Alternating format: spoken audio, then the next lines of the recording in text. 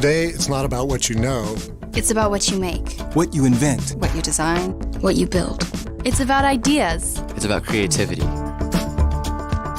We need new ideas. We need to work together. And it's gonna be a challenge. Creativity is about storytelling. And expression. And passion. And heart. Now creativity is digital. There are entire generations that have grown up in a digital world. Creativity is more important than ever, but the tools have changed. Students and teachers are doing amazing things. In science, in business, in medicine, in education, and in things we haven't even thought of yet. Digital expression is the new literacy, and creativity is the new fluency. Learn the tools. Learn the tools. Learn the tools. Because creativity isn't an elective anymore. It's our future.